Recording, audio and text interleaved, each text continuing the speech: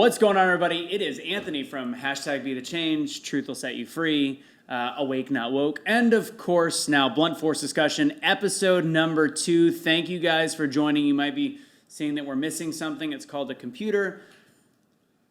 I left it at a police station, which is a story for a different day, and maybe we'll even talk about it with our guests, but it's been an interesting week, and the week that I've had needs a lot of overcoming and probably some motivation. So I think that I have the right guest here who has a phenomenal story of her own. She is one of the founders of Monat, which is a network marketing company, but that's not really what it is because it's about the products, and it's about the ability to be healthy, use high-quality organic products, and we have a very shared opinion on a lot of things going on in this world, and we're going to talk about it, and it should be fun. So without further ado, Toni Vans, I'm going to introduce you. I want to say the name because I've been practicing. Vanschoyck. Yes. Did I get it? Yes, you did. Say Vanschoyk 3 times fast. Vanschoyck. Perfect. Okay, excellent. Toni, introduce yourself a little bit to our audience. I know you have a myriad of things, so go ahead. Well, first of all, thank you so much for having me here. You guys, I'm no longer a virgin in a live podcast. Is this your first one? This is my first one without being on Zoom. No way. Yes. It's night and day different. Huge, and I'm so excited. Like, I have angel bumps right now sitting here with you, Anthony. So... But yeah, very honored to have met you face to face back in January when we were at that event, and so excited to be here today. I cannot wait to see this platform for you grow. I'm honored to be one of the very first pioneer guests that you're having here. So thank you so much for having me. No, thank you. So Toni, I want to talk immediately about this because I noticed it. So I've now done 100-something shows with Truth Will Set You Free, Change Makers, a whole bunch, all digital. Not the same. Nope. Being able to be eye to eye, face to face with people, and I feel terrible because the last 20 minutes I've been scrambling to figure out where my laptop and my bag is because usually I miss talking to people in person, and we've lost that the last 20 minutes, so we get to do it right now. Yes. That's great. Yeah, no, and I'm all about, my business is based on face-to-face relationships, so I totally get what you're talking about. Yeah. Yeah. So you got into network marketing or MLMs. You got into the brand specifically of Monat, and I know that was not your first. But first off, let's start with that brand and work our way backwards. Okay. How did you get involved into Monat? Well, it was kind of like I think really a God intervention. I had been through 2 companies. They had closed, actually. I should have been the last person to say yes to another network marketing company because I got burned bad. But there was something about it, and so I found out about it in this industry. This industry is very small. Yeah. And so I went to someone that I did some consulting work with in a couple of other companies, and I asked him, and I said, hey, have you heard of any new really cool startups? I think I'm not done in this industry yet. And so he did, and he before we even launched in June of 2014, I was put in contact with the kind of like interim VIP or vice president. Yeah. And so he connected me with her, and it's been 8 years of history. That's awesome. So yeah. It was 2014. Yes. Yeah, and I said so. Because of your status, you have done $10 million. Are you $10 million a year? Or is that your total in sales with Monat underneath you? Actually, we have $1.3 billion in sales and $1.3 billion in commissions we've paid out. Jeez. Yeah, so 2.6, relatively speaking. And then my husband and I, we just did hit the $10 million club, which is commissions. Jeez. And that was in year 6. So it's been an incredible journey. It's given us incredible opportunities to help other people. That's awesome. Okay, so I wanted to refer, because that's a lot of money in network marketing. I was going to call you a network marketing guru. You said network marketing professional. So what's the deal behind the guru statement? Well, I think, being a professional and a guru can mean 2 different things. So a guru can be taken one of 2 ways, right? You're either, yeah, exactly, right? And you're at the top of your game. For me, this is a lifelong learning profession. Yeah. So I really want to create that platform as a professional and being a as a professional in this profession. Yeah. So that's really why I focus on, using that word versus guru. Okay. Is there any? So this is if you didn't get the name of the show yet. BFD is because you're a BFD. You're a big effing deal in your world. And blunt force discussion. So I think there might be a little bit more to the story of why you don't like the term guru. Can you say it?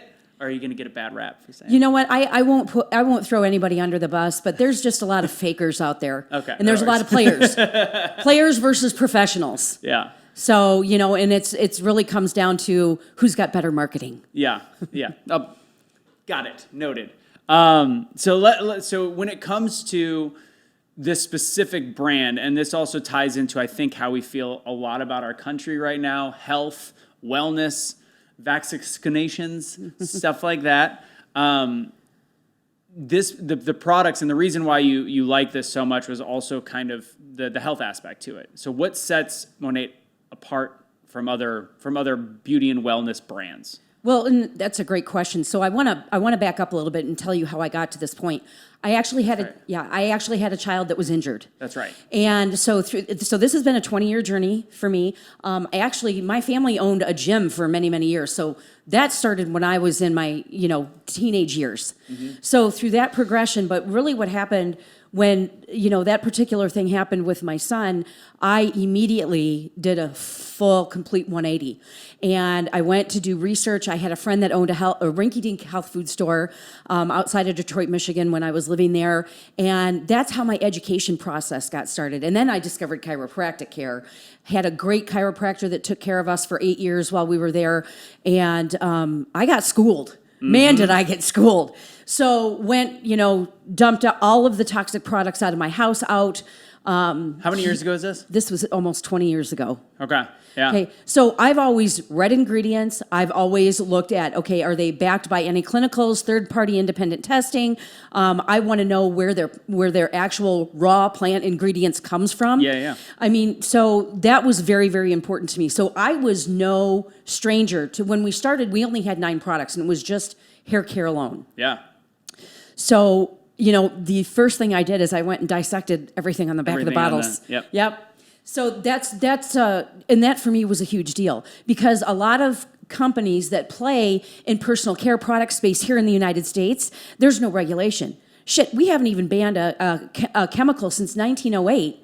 And we've only banned 11 chemicals. Why would we? The people that make chemicals have a ton of money in the lobby. Exactly. Why would we? Yeah. And they don't care what kind of health ailments it causes you. And this is why we're seeing such a huge spike. I disagree. They do care because they can That's continue true. making more different products that keep treating the different things that the chemicals cause. So, but yes. Yes. Didn't mean to correct you, but yeah, no. But yeah, it's lifelong customers. Exactly. Plain and simple. Exactly. Yeah. And then, you can make more drugs, prescribe more drugs, make more. So it's all a vicious cycle, right? And it's up to people like us that actually we have different experiences, we have different education for us to bring that to light. And so, part of that with me aligning with Monat, I was like, okay, there's 3 things, right? You've got your products, you got your people, and you got your paycheck in this industry. Right?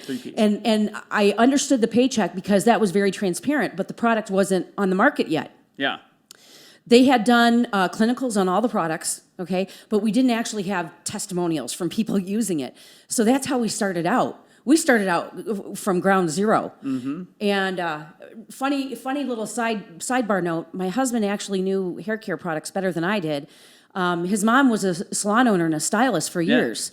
So, when we first got the first shampoo and conditioner, hopped in the shower, tried the product out, the hair god spoke to us. Just felt right. Felt good. Yeah, felt really, silky, really good. My aunt owned a salon in New Jersey. And it's funny. We have a lot of, interesting similarities, and I'll go back to the chiropractic thing in a second. But I learned from her, first off, they love to gossip. Totally different story. Yep. But and they'll also gossip about other salons as well. They use crappy products. It's garbage. It's shit. But they really do. If they're willing to have people spend the extra money, that $300, $400 per hair treatment and all that, they're using really high quality shampoo, and there really is a difference in these products. So, that's just a fact. Now, as for the chiropractic thing, super interesting. So my mom went to Logan College of Chiropractic, graduated in 92. we were on this path of health. So the reason she went to school is I got very sick as a child because I was hypoglycemic, did not know. I had a febrile seizure, 106 temperature, with the spoon underneath my tongue, got rushed to the hospital at, I think, 14, 16 something months, and I didn't eat sugar till I was like 10 years old. But ultimately in that path, went to every doctor known to me, every MD you could possibly find. I was on phenobarbital. I was on all these chemicals that they were trying to pump into my system. Turns out applied kinesiology was what got rid of all of these major issues over time and was able to make me stop taking the phenobarbital. That's when my mom got into chiropractic college, and that's when we became label readers back in 1994. Mm-hmm. And it's just been insane to see this what's coming to light right now.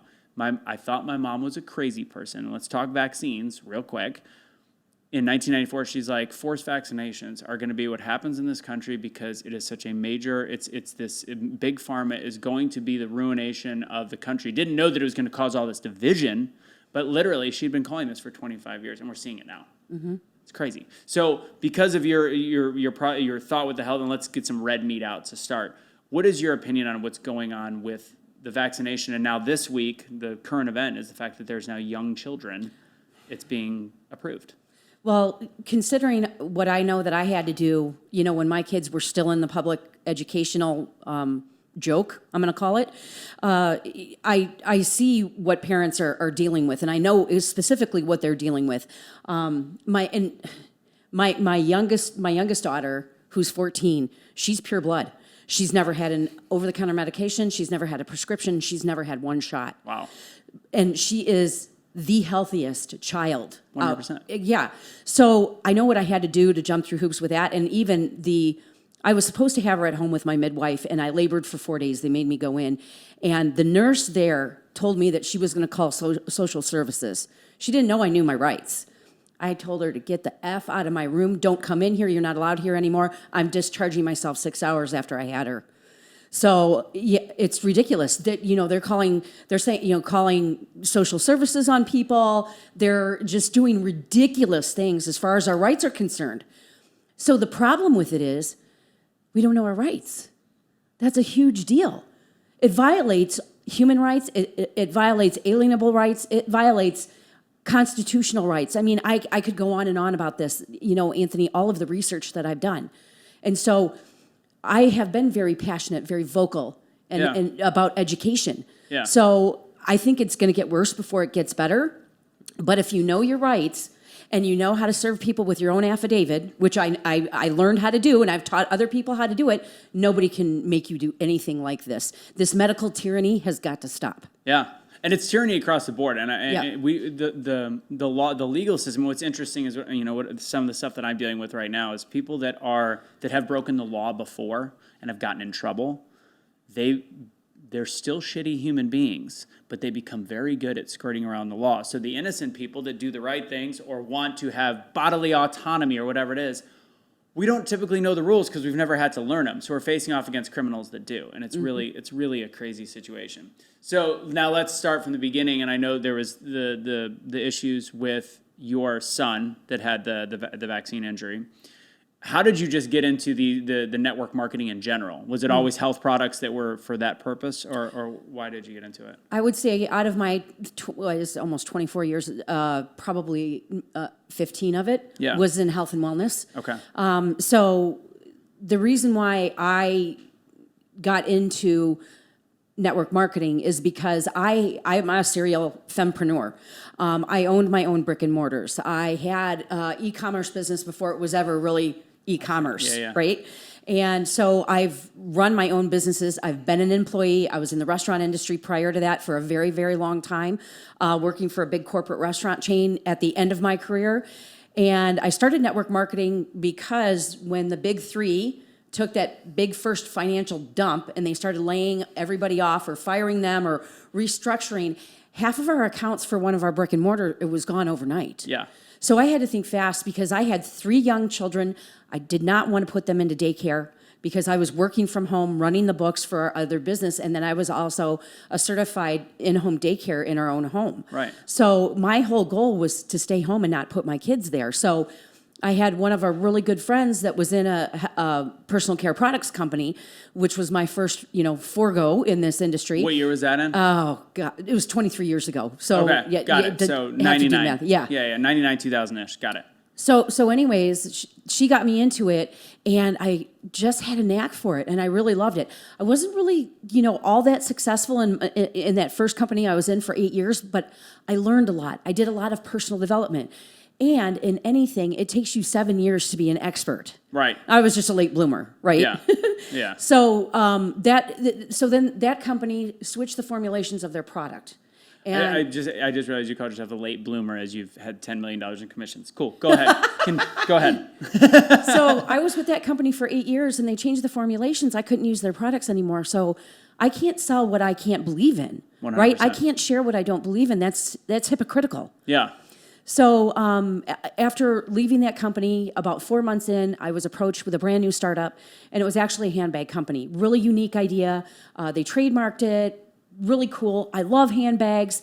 And we did really well. And that company, from its start to its end, was 6 years. And I was pretty much with it the entire time until the last 2 weeks when I couldn't take it anymore. They were asking us to lie to our teams, and I'm like, I can't do that. Integrity.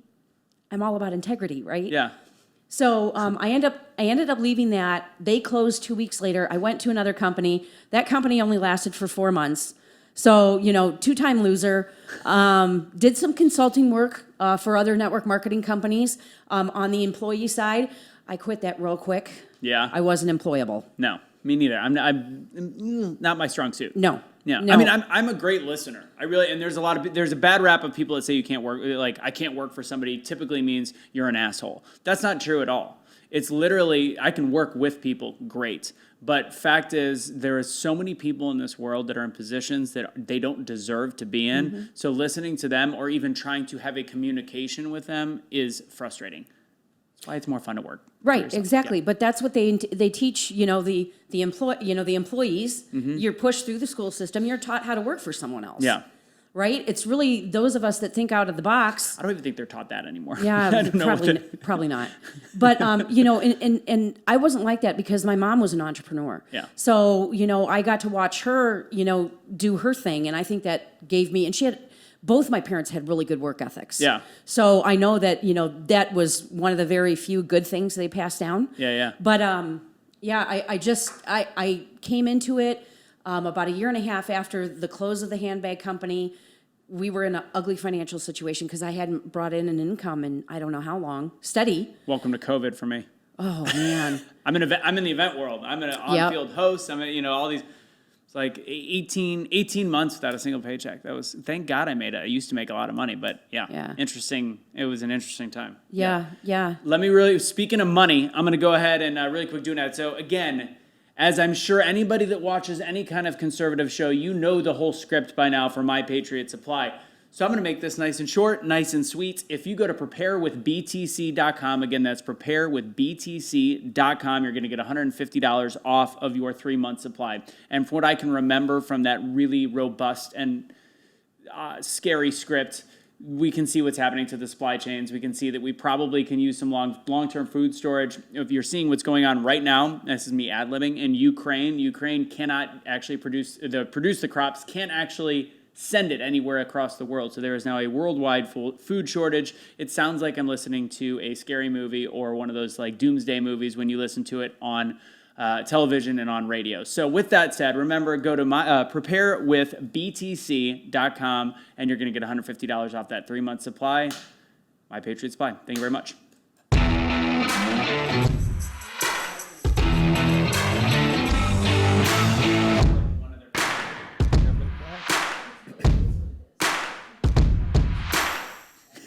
Yeah, let's hope that we never need it. So you actually have some I have a 3-month supply. So, and how big is your family? That like in your house? Well, I'd have to feed my oldest daughter that doesn't live with me, the one that you met. Yeah, so 4. Okay, so just in case, so you probably got about 2.5 months then, right?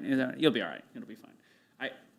I honestly, when we started doing that, and like you said, you have to like believe in the product. Like I was like, well, it's an affiliate. It's not like it's an actual advertiser, but whatever, what have you. I'm like, I'm reading this, and I'm like, is it really going to happen? And then each month, gets worse and worse. Yeah. And I'm like, well, all right, I think they're actually onto something on this one. This isn't like the ads like buy gold, buy gold. I'm like, because I look at gold and I'm like, it hasn't gone up enough, or it doesn't do. I actually don't. I don't know how much you're into financial markets, crypto, and all this stuff. Do you think buying gold is like this super smart decision? No. I don't get it. I think you should diversify across the board, and Yeah. I haven't. I stayed away from Bitcoin, and I'm actually glad that I did. Yeah. I have some friends that are in kind of the crypto space, and they've been in it since early. So they've been in the middle, and there are some people that have been in it forever and been like bullish on crypto and bullish on Bitcoin that have pulled. But then there's others that are like, this is the exact same pattern they always do, and it just keeps going up after. So I really don't. I still am invested in it a bit. It's supposed to kind of be your hedge, but it's actually going with the market, which makes me feel like there's the government's involved, which they're involved in every single thing we have. All right, so we talked about your reasoning, obviously, with this, with some of the other. What was your worst experience in terms of network marketing? Would it be that handbag company? Oh, it was bad. It was that bad. It was bad to the point where the owners got really greedy. Yeah. And they started cutting our paychecks. Yeah. Oh. Yeah. Wow. Yeah. And I know numbers. So there were only 3 of us direct to the company. I know numbers. Yeah. Your numbers don't go from, doing, a really strong 6 figures to under 5 figures in 4 months. Not only that, they tried to build a new website, and the website was shut down during Q4 right before Christmas. So that's our biggest time of the year. So that was kind of like the last couple of straws. Yeah. And I just couldn't go, and I signed an NDA. I couldn't go to my team and tell them the truth of what was going on because of that, and that would leave me liable, basically. Yeah. So I had found another position with the second company that closed, and why didn't that work out?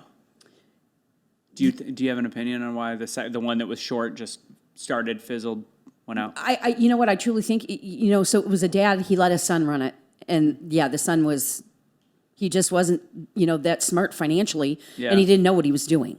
Yeah. So, and I mean, the company wasn't doing. The company was doing well. Yeah. So I just think the dad got pissed off at the son and yanked just closed it because it was all in his name. So when it comes to companies like Monat, you're gonna have haters, and I actually love the way that you answer this question, and because there is no easy path when things are going to get to 2 points. There's no easy path when you try to make $1 million in revenue. So 2.6 billion, but it did not come easily. There's been the haters, and there has been the people that have also tried pressing charges, and online there's still that stuff. And I think this is a really good time to answer this, because even my girlfriend was like, I've heard of that company. And she had, when we met, she's like, I'd heard some kind of bad things. And then we went online, looked at it, and then heard the way that you explained it, and then looked at other stuff. It's bullshit. Yeah. So can you explain what happened and how you guys faced it head on and where it's at now? Yeah, so we got slammed when we became the #1 premium hair care brand. We got slammed by haters. So we know that there were outside forces that were contributing to that. Some of them we found were selling other product, but we went after them. The one thing that I really admire about Stuart McMillan has been our president, and Ray Urdaneta, he's the CEO and co-founder, is that with our top leaders, we said we want to protect our name, which is a hell of a lot more expensive than just settling, right? And they have never done that. And we've won. Anybody that's tried to come after us, we've won. We actually countersued someone for slander, defamation. And that to me is more important than anything, because your name is everything. Right.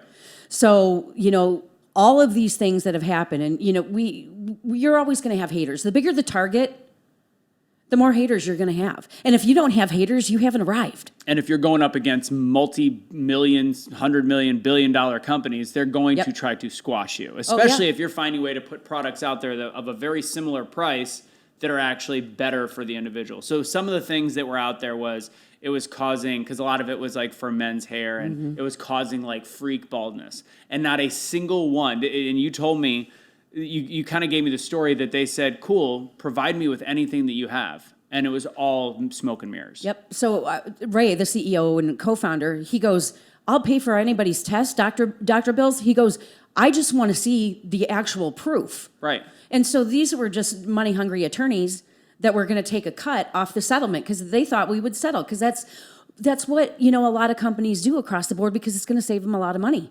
Well, nope, sorry, not going to do it. Yeah. And you actually let me do a couple months supply. So I tried it. So I've had 2 hair transplants. I've been using the Monat Black and the conditioner, and then a couple of the drinks. But for the most part, it was just these. And honestly, like, the days that I use it, definitely a difference. And then over time, I've noticed just thickening. Now, it's also counterbalancing with stress right now. And as I've kind of given you, so I have a bunch of stress right now, but there is something definitely noticeable in the product. And I've used a wide range of stuff, and not to make it an infomercial, but it's the biggest difference I do notice, by the way, is when I use the conditioner on top of it. If I don't, because I live in 2 different places, if I forget the conditioner, I notice a difference. But ultimately, you feel when a product is good, you feel the tingle, you feel the just refreshment. And you've been in this longer than me. Is there something about hair products that can also add energy to a human being? I just feel different on the days that I use good products as opposed to crap products. Absolutely, because the essential oils in there actually will do wonders for your body, especially if you're using them as a body wash or shampoo or conditioner, because it only takes 7 seconds to enter your bloodstream. So you're going to feel that, with the eucalyptus and mint in that. I mean, it's revitalizing. Right, that's a word. Yes. Yeah, that's a good word. Yeah. Yes. Yeah. So yes, absolutely, 100%. The cleaner products that you use, your body is going to notice a difference. Yeah. So cleaner products is a huge thing, and let's get a little bit political. Let's give some red meat to the conversation.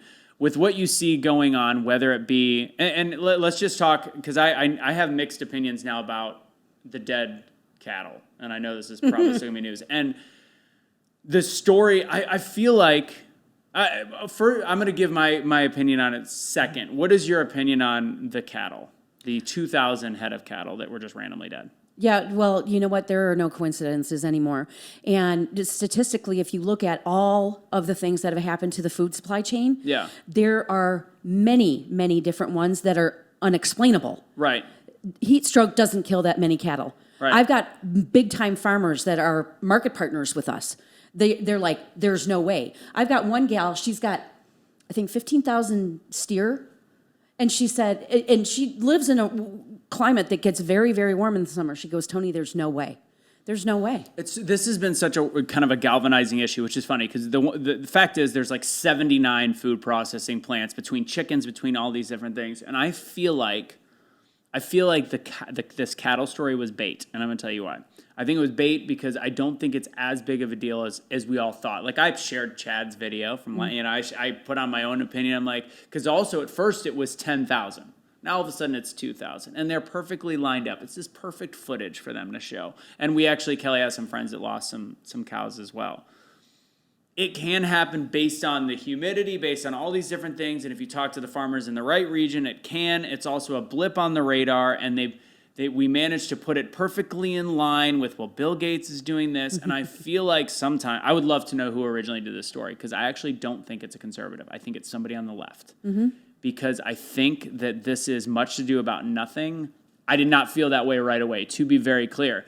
But once I start seeing what we're doing to make this such a big story, they're all of a sudden, they're able to point statistics in our face, 3.9, I didn't know this, 3.9 million cattle die a year of random illnesses, snake bites, etc. So 2,000 is kind of a blip on the radar, and based off this really random, now they're blaming it on climate control, which is just as stupid. Right? But I do think some of these stories are bait for us. Right now, what's going on with Uvalde, and again, people watching this, you're going to be watching this on Saturday and Sunday. We're seeing the complete idiocy of the police officers at this point, specifically the chief, that apparently had other information. And now we're tying that, I don't know if you saw this today, his ties to Biden and to Beto. I'm not surprised by anything anymore. No, I hadn't seen that yet. It's pretty new. He actually donated to the Joe Biden campaign. This guy, this Ariendo or whatever, and he's not talking. And there is now people were asking, let's get in there.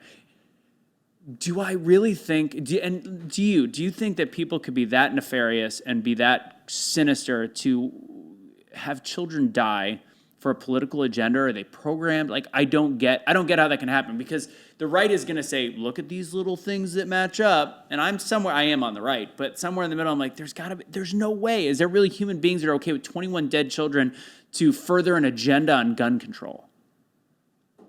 You know what, honestly, I don't. I think they're trying to do whatever they can do. And I truly do believe, because that shooter he knew the shooter. Oh, where was was it Pennsylvania? The ones that the other one that happened back to back, they knew each other. Oh, really? Yes. I didn't know. The Buffalo tops. Yeah, Buffalo, New York. So they knew each other. Yeah. And that's been proven. So the thing about it is that I think that the left is getting so desperate that they'll try anything at this point. And it's scary. It's is so weird. And I'm a gun owner myself. And for the first, and I do have some beliefs, like, you know what, if handguns are 21, we can make ARs 21. That's fine. Like that to me is not infringing on my rights, but it's the beginning of infringement. And we've given inches and they take miles. And that's the scary part.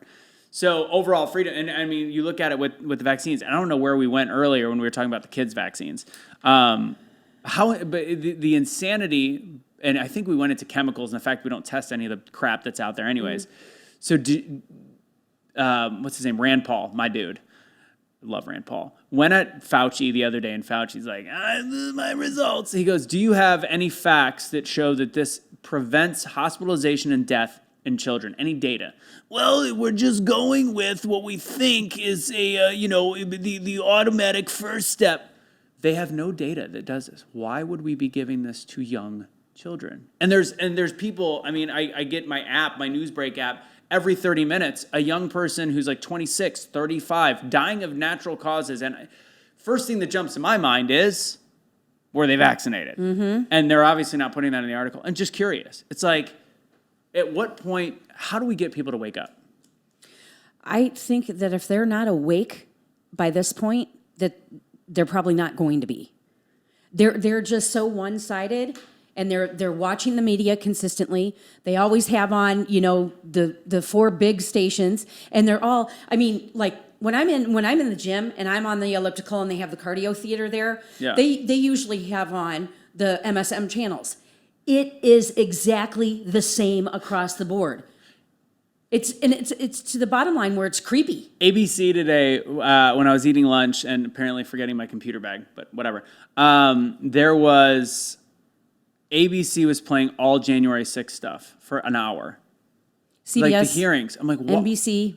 This is 2 years ago. We have food shortages. We've got $5 gas, and you're worried about something that happened 2 years ago about absolute nonsense. I got a funny story for you. So speaking of the gym, and this shows the level, like this is where we are as a society.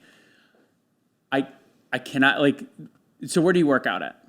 It's a chain called Crunch. Okay, I've heard of Crunch. I work out at the chain Anytime Fitness. Yeah. Great deal. Easy, whatever. I'm 24-hour guy. So I bounce back and forth between Stephenville and Roanoke, Texas. I forget my keys in my girlfriend's car at all times. There's obviously rules, like make sure you don't bring in a guest or whatever it might be. Obviously, it's 9:30 at night last night. There's nobody working in the office. I knock on the door, and sometimes it's hard to find somebody, but there's a guy looking right at me, bigger guy, whatever. And I give him the knock. I'm like, I don't have my key, and he's like, okay, and he's like shaking his hands. I'm like, this is the society we've become. What makes it funnier? Finally, a guy comes and he opens the door for me, and we both kind of shake our head and laugh. And the big guy's standing right there, and he's like, I'm really sorry. It's rules. You got to follow the rules. It's a rule. And I literally want to look at him and be like, so when did you get your booster? And when did you stop wearing a mask? And it's like we have left the ability to just be decent to one. It's kind of like this whole being in person again. I don't think that would have been a decision he would have made 2 years ago. Maybe it would have been, but I just feel like we have fallen so much in line as a country that we can't. We are choosing rules, and I believe in rules in a lot of ways, but we are choosing rules over humans. Mm-hmm. That's fucked up. Yep. What's one of the things that, with what you've got going on with Monat, what's your next goal? You've done 10 million in commissions. What's the next goal you got? It's so funny. I just wrote a new letter to my future self this morning. Once a year, I encourage people to write a letter to themselves what they want to achieve in the next year. Yeah. Okay, so mine actually is a little bit longer than that because I want to take the 10 million, I want to cut that time in half, hit 20 by December 31st of 2025, because you know why?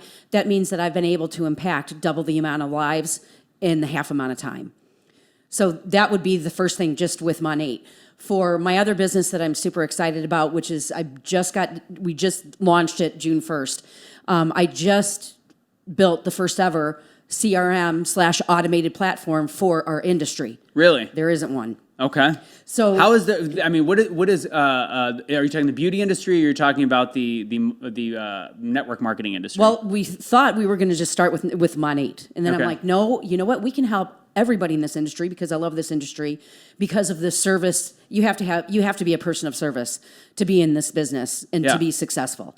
And so I'm like, no, we can scale bigger than that. So you figure all of the network marketing people in the entire world, which are millions and millions, Yeah. we can offer them this platform. It's going to save them time and it's going to make them more money. So, and then they're not spending half the money that they are with the services that we're able to provide. Yeah. So that was, a big goal. But I can do this also for all entrepreneurs because we have all the systems set up that they're using anyways. So we've replaced text message, email, you get a virtual assistant, and it ties in all of your social media, text messaging, and email in one app. So you're not going here, you're not going here, you're not going here. It's the first like it ever out there playing in the automation So that's going to industry. obviously help you catapult on a much bigger level. Yes, and my whole thing was if I can just make our team 20% more, it would make a tremendous difference for them. Yeah. So real quick, I'm gonna talk about ERC, and I don't know, Casey, did you give me that Bitly? Do you have that? Because again, I don't have a computer and I feel dumb. No, okay, he said no. That's fine. So it's gonna be on our website. I'll make sure to put it up at the end of the episode. But if you have a business and you have employees, how do you guys run money? Is it an employee? Or is it all independent contractor based? It's 1099, so 1099 yeah. employees. But if you have employees in your business, there's something called an employee retention credit. And we have a very specific website. It's like bit.ly/yada, yada, yada, ERC. I'll get that to you on there. But it's up to $26,000. You could have done the PPP or the EIDL. Were you on that call? Actually, I got it from the Mike's Inner Circle. One of the guys that came on and talked besides you. Mike Fallitz. He has this huge $1.something billion business of employee retention credits. Oh yeah. Yes. Awesome. Yes. Awesome situation what they're doing. It Yes. takes like 7-8 months. It's free to fill out the paperwork. So just fill out the link that we put in there. At one point we'll share what it is. But that is the employee retention credit. More information on that in the stuff below.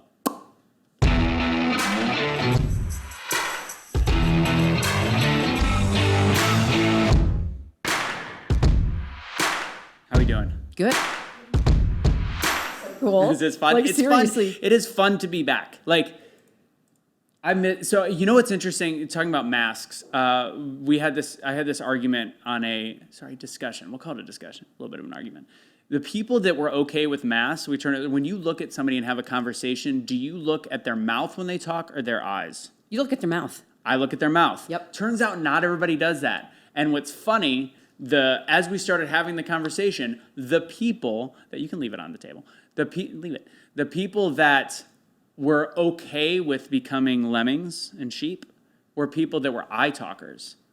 So for me, it was so beyond frustrating because I started doing this thing. I'm looking around and I'm like, their mouth is moving and I still can't hear what they're saying. So I think it was even more dehumanizing and frustrating.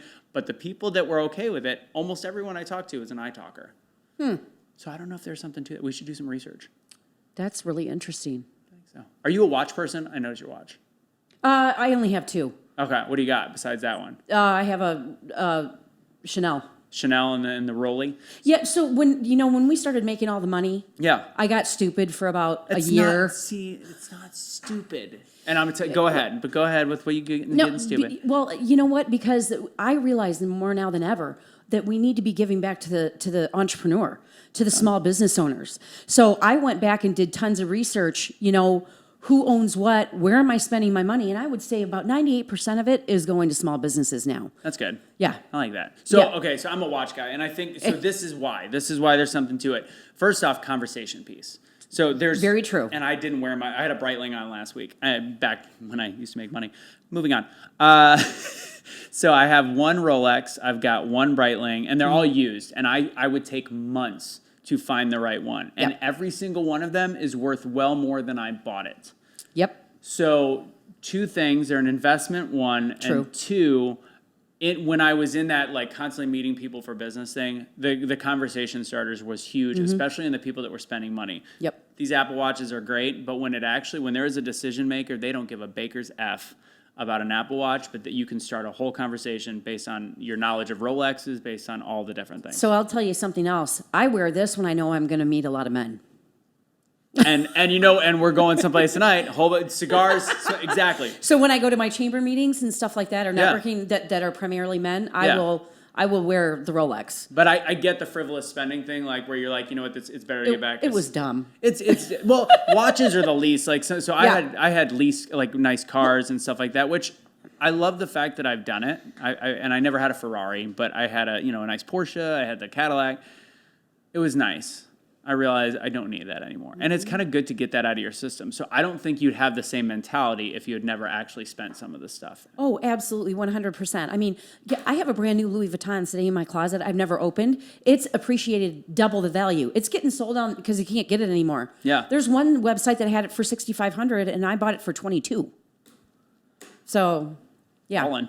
All right. So now it's the bond breaker segment. So we are going to be doing Shotzi. Now, we're still trying to figure out some of the lovely YouTube requirements, but it seems like as long as we don't put it in the initial picture, but I am going to pour myself a glass and maybe or maybe not drink it. So what's funny, so this is Bond Breaker whiskey, and I can tell you this slow rye Brent Hefeweizen whiskey is delicious. This isn't really whiskey in here.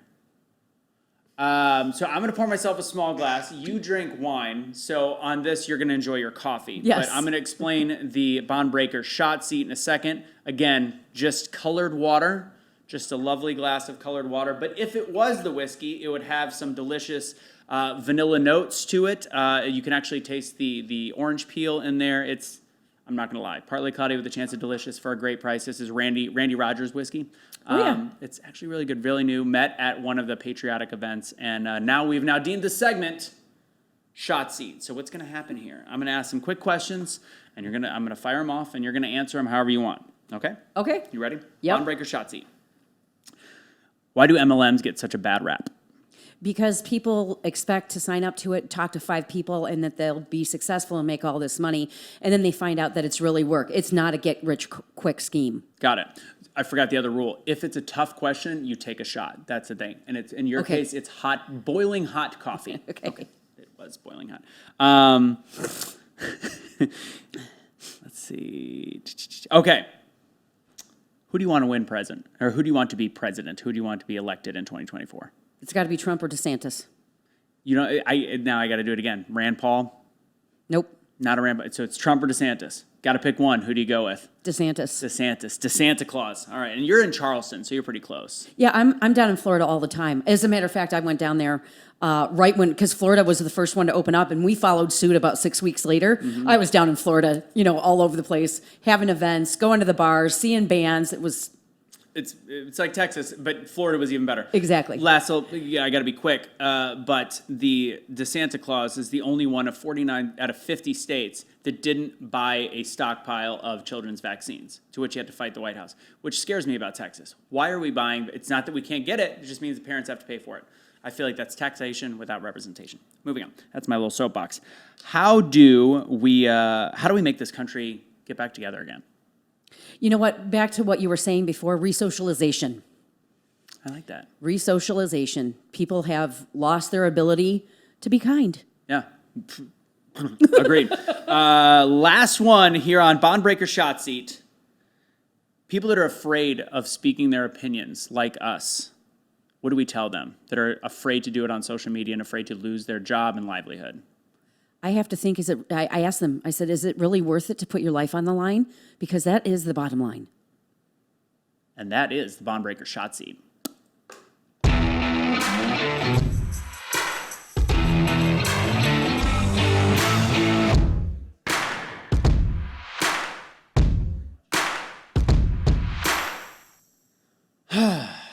So let's get into a little bit of where are we at on the Weebeam? Because I know there's Weebeam people. We got about 10 minutes, probably a little bit more, maybe 12 minutes. What do we got there, Joe? We're at 45. 45. We got some time. Okay.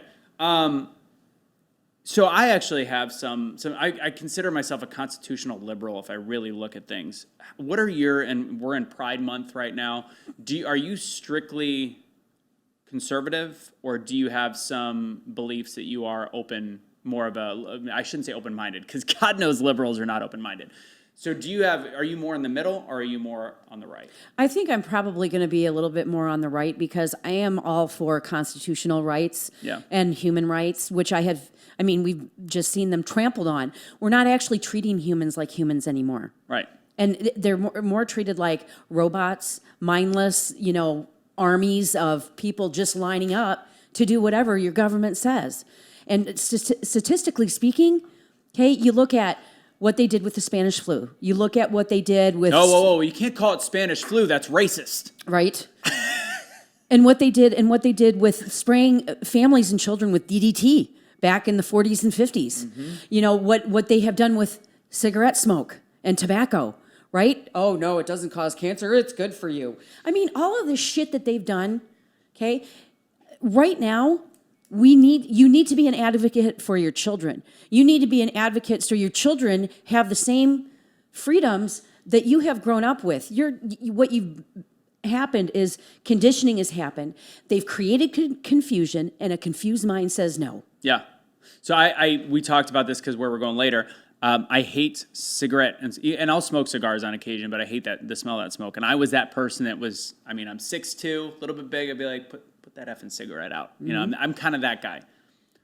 COVID kind of changed me on that because I realized I was being slightly hypocritical, because I obviously don't believe there should be mandates and vaccines. And yes, cigarette smoke it's a little bit more invasive, but there is the argument people can say, if you believe that it's riskier, you're putting other people at risk. Do I believe that? No. But I get the psyche in people's heads. So I've actually changed. So are you a person that thinks that we should people that smoke cigarettes should be kind of banished from society, which is kind of how I used to go? Not banished from society, but I shouldn't have to breathe in secondhand smoke. See, that's how I feel too. And I felt that way, and then I kind of was like, I see the argument now. Mm-hmm. Can there be smokers areas and stuff like that? But to actually make it where they can't do it anywhere in public, as somebody that was a staunch anti-smoker, I was like, I got to back off a little bit. I think they should have designated areas. There's certain airports that have smokers lounges. Still. Yeah. And they're looks completely hilarious. Yeah. Yeah, right. Because you can't even see in there, man. It's like thick as fog on a mountaintop. I'd say monkeys in a zoo, but apparently you can't use the word monkey anymore. Like monkeypox is racist, so can't say any of that, even though it's got nothing to do with it. But, I actually, that kind of hits close to home because my grandmother died from secondhand smoke. So, and I was exposed to it as a child. Same. Being in her house. So we have to, in those specific, it's not like, you're drinking alcohol and the person next to you is going to have that effect, right? Mm-hmm. But when you're blowing smoke out there and it actually can cause my body harm when I choose not to, we definitely have to have areas where I think there should be designated areas for smokers. Yeah. So now the other obviously big hot topic, and we're near the end of this odd celebratory month.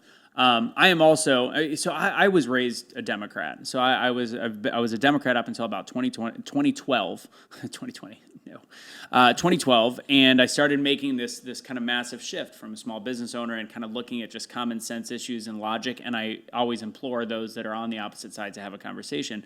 But I do think there are some areas that I am more neutral and moderate than some of the people I do some of my shows with. So in terms of homosexuality, people being gay, I am incredibly open-minded. However, and pardon me, what the fuck happened to this month? Oh, it's not. This is the opposite of being an advocate. This is just. It's almost making a mockery. It truly is. I have tremendous amounts of respect for people that live in their truth, right? But I don't need that in the way that they have it's exploitation is what it is. And it's past celebration now. You're right. It's I used to say acceptance cool, celebration too much. It's exploitation. Yes. Yeah. And so, my daughter, her best friend, he's been openly gay. He came out when he was very young. And, a lot of people that are truly, homosexual they're not partaking in this because they don't believe in it. You have relationships, right? It doesn't matter if it's a same-sex relationship or if it's a heterosexual relationship, but if they're going to have Gay Pride Month and Black History, well, why can't I have that for being in a committed relationship and being married for 16 years? Why does it? And white. I was just going to say. So my husband will say, and we've talked about this before, is that he is the token white male, right? And so he worked at a DBE firm when he was an engineer for a very, very long time. We've both been around many, many other ethnicities, many other different types of people. And you know what it comes down to is that they want to put a label on it for attention. And also it's another agenda, and they want to force it upon our children. And I will not have any part of that at all. That's the creepy part. That's the creepy part. And that's I feel like they, again, I don't know if it was somebody on the left or the right that coined the term groomer, because I think it's one of those things that the left is using, like, oh, groomer, oh, CRT, and all these different things. But Yep. It's grooming. It might have been a bullcrap term to start, but you are literally putting something in front of a child that 5 years ago you would be arrested for. I'm sorry, it's pedophilia. It's awful. It's complete pedophilia. There should be no way that any teacher can talk to a 5-year-old about anything regarding sex choice or anything regarding sex, period. Yeah. It's none of their frankly fucking business. And that's why my kids aren't in the public education system. Yeah, I think it's gotten it's so weird, and the pronoun thing is weird. And when people identify, and I understand that there is gender dysphoria. I think it's way more rare than what we have, because it is in vogue, and it's this cool thing that parents allow their kids to do now. But having a conversation with a tomboy is very different than being like, maybe you should just be a boy. Like, it's become super, super duper awkward. And then the actual chemicals that they start pumping into them, if they want to, the gender, or the blockers, what is it called? The hormone blockers. Hormone blockers, thank you. Like, all these different things, you're adding these chemicals and poisons to the body that cause depression for people that are already depressed. It's gotten to a point that is very, very scary. And the pronoun thing is just, the pronoun to me, when you look at it, is just a huge joke. Can you take yourself serious when you do the Z thing, and then to actually do, like, how do you tell me that you have a mental problem without telling me you have a mental problem when you refer to yourself as two people, like they? Like, that pronoun, if you're a guy and you want to be identified as a girl, like, I'll play the game with you. Like, it's not my thing. I don't want to. But when it becomes they, it is mind-boggling. Are you two people? You know what, Anthony, it comes down to is that they're creating more mental health issues. And I think because they want to do that, again, it goes back into what we talked about earlier. And that's the drug companies making more money for, really creating, because when you do this, you're not producing the dopamine and serotonin that you need. Right? Right. Your brain doesn't know what to do. So it's not going to produce those chemicals naturally. And we know that with a lack of those two brain chemicals, that people are depressed. Yeah. That causes depression. Yeah, and I agree with you. I think it's the chemical base, and I think it is the division base, because just kind of the celebration, like the overt issues with race, and the fact that there is kind of this Black Power movement happening. That white supremacists are horrible people. I'm not going to disagree with you. I don't think they're as big as we thought, but I think they're growing. Just like the people that were completely fine with homosexuality, they're starting to shift. They're starting to be like, no, I think this is ridiculous and disgusting. Like, a lot of the people that are speaking out, and I know Chad and we talk about, we have a lot of gay friends. And the barrel racing industry with Kelly, it's predominantly gay Republicans, phenomenal people, and they hate this crap. But what it's doing is it's pinging the second generation away from racism and hate group to start reverting back to it. So that now we're just splitting ourselves up again. And it's part of this kind of weird, disgusting master plan that we're seeing play out in front of our eyes. And I agree 100%. I will go back, though, and say I think like I said, I think we're going to have to go through more pain before we come out on the other side of this. But I think they're now pulling out what they think are their chess pieces, and they're going to backfire. Yeah. I really do. I hope. I mean, I think some people are starting to realize, like, this is a little bit ridiculous. Like, there's nothing that makes real sense now. No. And I was just going to say, I'm like, if anybody has any shred of common sense, they're going to get it, right? But common sense has become it's become a superpower lately. And so I just want to, beat the shit of common sense back into people. Yeah, that's how the show started. I was doing blunt force logic as like a segment, and then I was like, oh, what about a little discussion? How can I do this? Because I wanted to just talk to people in person. Next week, do you know we got Dr. Brian Artist? Do you know who that is? I love that guy. He's awesome. Do you know he's a chiropractor? Yes, I do. Yes, yeah. So out of a lot of the doctors, I think. Is it Ryan White, the guy up in Idaho that does all of he has all of the statistical information. Yeah. I think that's his name. Those are the two guys I watch the most as far as getting my information from because they're full of numbers. And the only response people can get, and I want to push him a little bit because it's not always about a grant. I want to push him a little bit on the water stuff that he came up with. The rent. I mean, it makes some sense, but there were some holes that I want to get. But the remdesivir stuff, and clearly next week we are not going to be able to put it up on YouTube with Brian Artist. But the only response people can have is you're a chiropractor.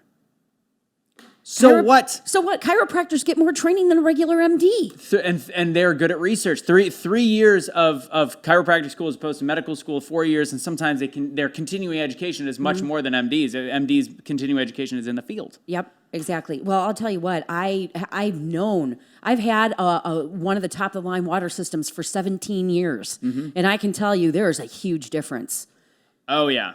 Huge. And it's in that movie, he did talk a little bit about, like they kept saying smokers were at risk. And it's funny, I talked to some of the people who are smokers, I'm like, be careful. None of them ever even got COVID, which would actually corroborate his story, anecdotal as it may be. But there's some, I can't wait to kind of poke a little bit at that. Where are we at on time? On the WeBeam for 58 minutes? Oh, all right, cool. So we're gonna conclude the episode a little bit after this. Is going to come more minutes, but before we leave WeBeam, and they played the whole episode last week. Thank you very much. But just in case, how can people find you and get some more information?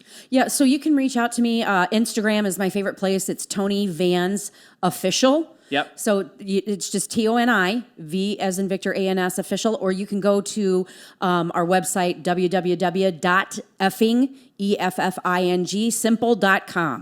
forgot. We're going to talk about why you have that name after we come back in the bonus, which you can find in all the social media stuff. But before we go, remember, if you like any of the gear we got, Awake Not Woke stuff, I've got the shirt that says Fight Against Tyranny. Go to awakenotwokestore.com. Use Awake for 15% off. And I'm hooking up Toni right now with her Awake Not Woke hat as well, because you got to be awake, not woke. And this has been Blunt Force Discussion on WeBeam. More to come if you stick around a little bit.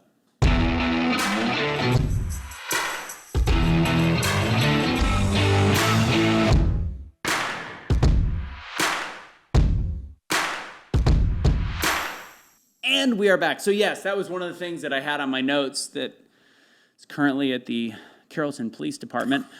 Hopefully mom's picking it up right now.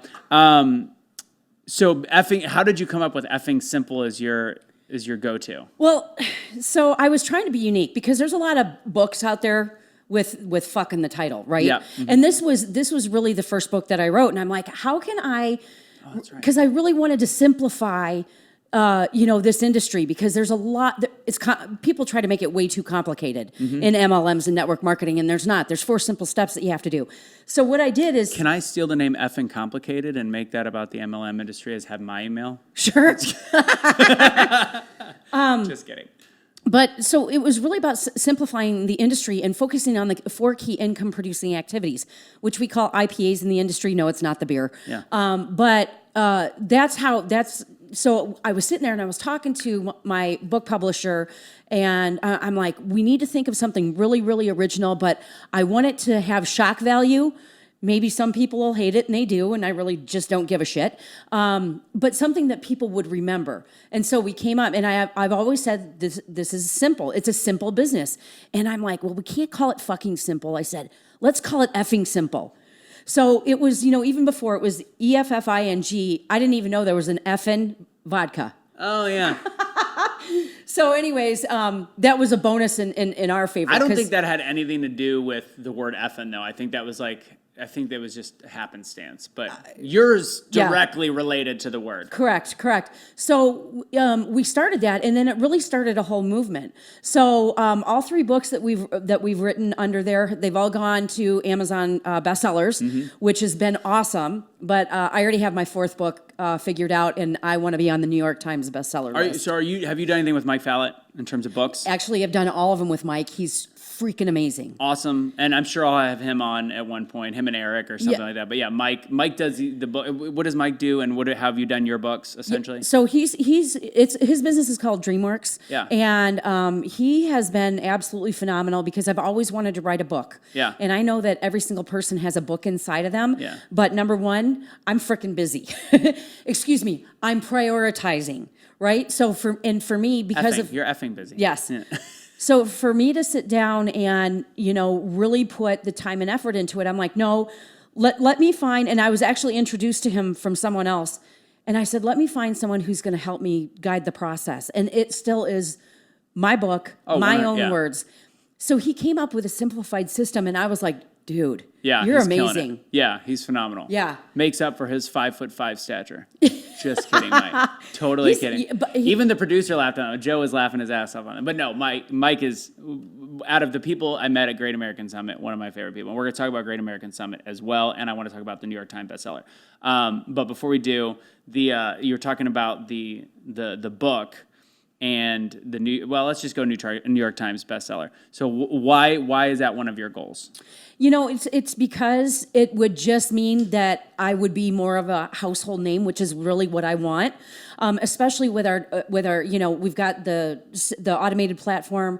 I'm starting to do all of my courses instead of making them all in person. Yeah. Of course, we learned the hard way. Yeah. And to be able to get out there just in front of more people.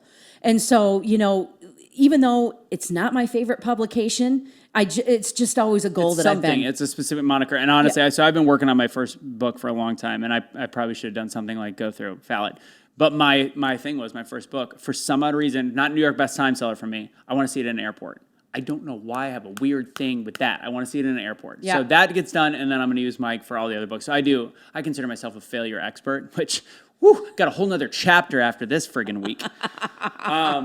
Yeah, but no, Mike's good dude. I love the idea of a goal because I think there is something about writing books and then having that one notch that really means more than just obviously using it as a educational tool and calling card, but there's something to it. The thing I was forgetting, and that's why I went back into it, is email addresses. I'll never forget, so I used to own a staffing agency, and emails are so funny because they're catchy and you get them, but there was one guy I could not hire. Finally, we were desperate. We hired him, and he was one of the best staffers ever.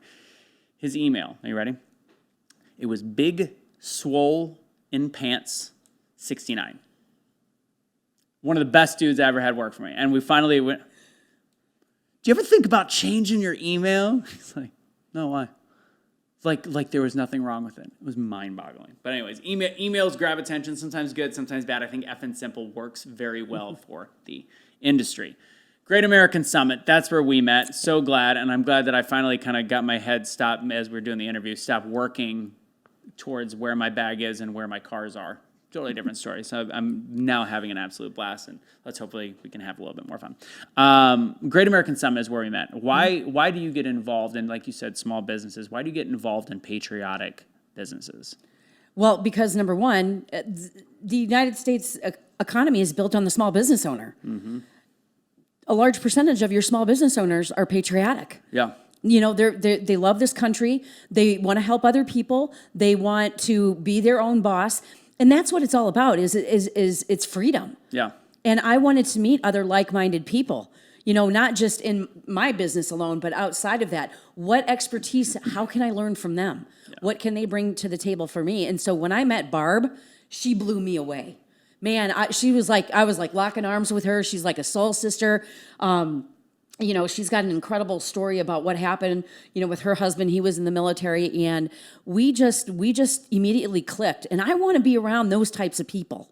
100%. Her and Dave are both amazing people, and I Yes. work with them a little bit with Great American Syndicate now, as we're trying to push forward, make sure we have another event next year.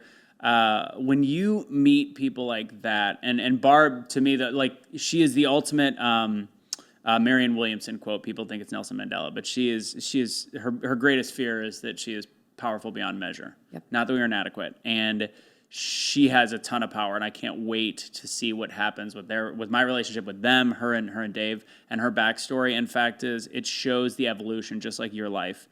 You go through shit, and you have to find a way to positively impact people around you. And right now, there's different things that need awareness, and that's why I started Be the Change. Is we yell at the top of our lungs for awareness. We talk, and we don't do anything. There's people that realize that there's something that needs to be done, and this is a time in, I think, our country where shit needs to get done. And I hope we can bring ourselves back together. Do you think that we can actually come back together?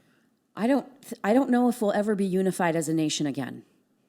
I think, I've even entertained this, that maybe part of the United States secedes, and you have, your people that want to do this here, and you have people like us that want to be around other people like us. And we want to embrace our rights and our freedoms. So that is a hard, cold reality. And I'm not saying that that's a bad idea. But I'm not going to have a handful of people running our government telling me what I can do and spending tax dollars like I think what they're doing right now with a lot of this shit, it's complete treason. I don't agree to it. That's my money, not yours. It's taxation without representation. Yes, it is. Yes, it is. And, so there's another really great guy. He's called Freedom Law School. Yeah. And do you know who I'm talking about? No, I know. Okay, I can't say his name. He's actually from Pakistan. Okay. But he's a citizen here. He's been here for a long time. You actually can't say his name, like you can't pronounce it. I can't enunciate it. Can't say his name. Yeah. Oh, no. Yeah, no. But it's Freedom Law School. He's on YouTube. Okay. But I have been learning that taxes are completely illegal. It's bullshit. Yeah. Yeah. The only people that should be paying taxes are people that live in D.C. and people that work for the federal government. I'm like, why the hell am I giving my money to you? Yeah. So that's my next so talking about all things freedom, learning more, going back and learning about the Constitution, learning about actually how illegal the IRS is, and, that we shouldn't have to be paying for someone else's lifestyle like that. And spending our money for stupid shit. So I had some dealings with police in the last couple of days, and most of them ended up good, and I think it's a policy issue, but there was one cop that I'm glad there was plexiglass, because I got really upset, because it is. I mean, we pay tax dollars for that as well, and I did make a bad business decision. Understandable. I will own that, 100%, but fact is we can't get a report filed, and his response was it was a civil decision to give the vehicles up, and that's your financial responsibility. Absolutely, but I can retrieve them with one simple thing, with one simple police report. His response, it's not our responsibility to be there for your mistake, your financial mistake. I go, I didn't want to be that guy, because I'm a huge police supporter. Yep. To be like, but I pay your salary, my tax salary. It is your responsibility not to recoup my money, but if you could do something to help me as a citizen. No. So frustrating. And I think that our system is set up our system right now is set up for the positivity of criminals. Yep. Like the policy has made it so hard for police to do their jobs, and we are set up for a society. If you are smart enough to know how to break the law the right way, you will get away with it. And if you don't mess with people with a lot of money, that's the issue. Isn't that backwards? So the people that need the help the most are the ones that probably can't afford it to get a lawyer and spend hundreds of thousands of dollars in litigation. So if you take advantage of those people, the ones that need it the most, nothing happens. If you take advantage of those with too much money, they're the ones that are able to afford to get their money back or to punish those people. It's backwards, right? 100%. So weird. What was the last thing? We'll end on motivation. I want to make sure we talk real quick, because both of you and I, you're John Maxwell certified. You know John Maxwell. You've written the books. I talk about overcoming failure, obviously going through it this week, but why do you think people fail first, and then how do they overcome failure?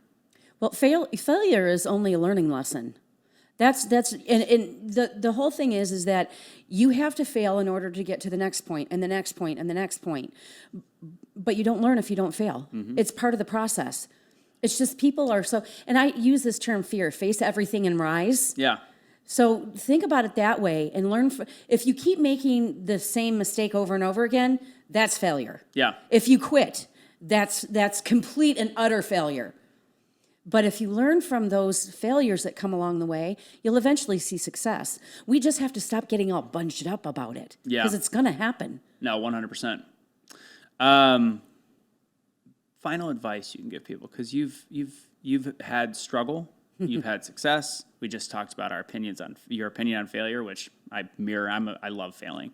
Not right now in this moment, but I know next week I will.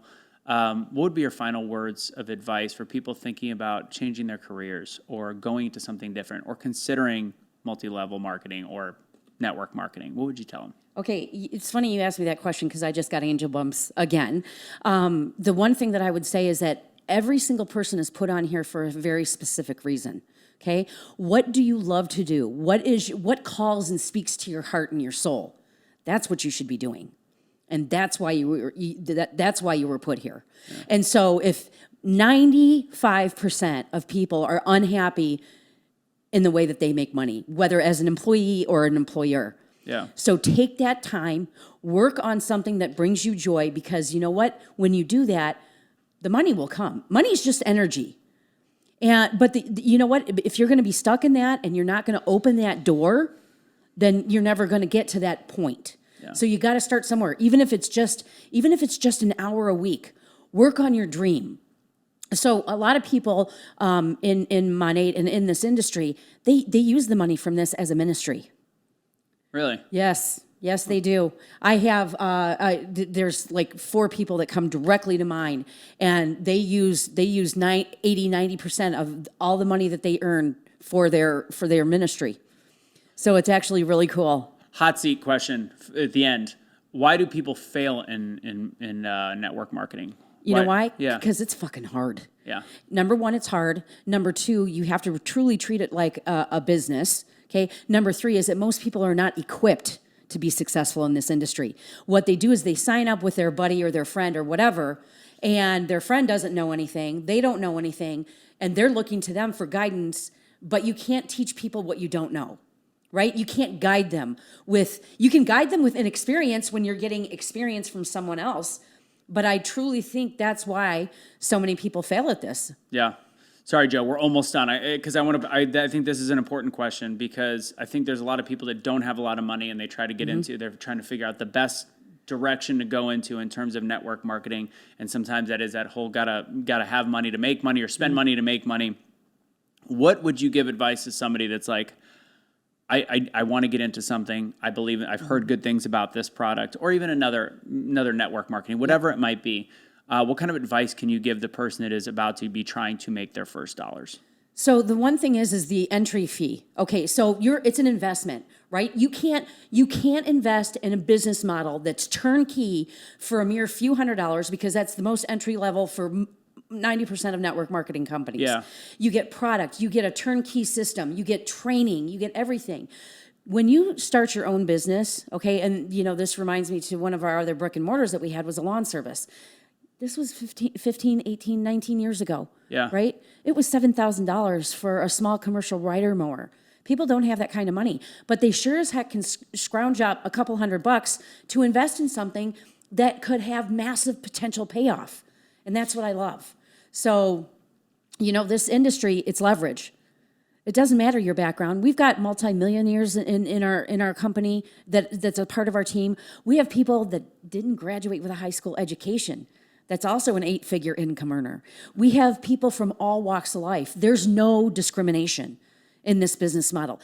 But the one thing that I will tell you is that when you're looking at a company, look at their innovation, look at their social media, look at their leadership, and interview their leaders to find out who's the right one for you. Got it. What's your percentages of people that are succeeding? Do you know that number offhand? Yeah, so the industry average is 20%. We're right around 30, 35. Okay. And it's because of our innovation and our pay plan. It's still, 8 years later, richest pay plan in the industry.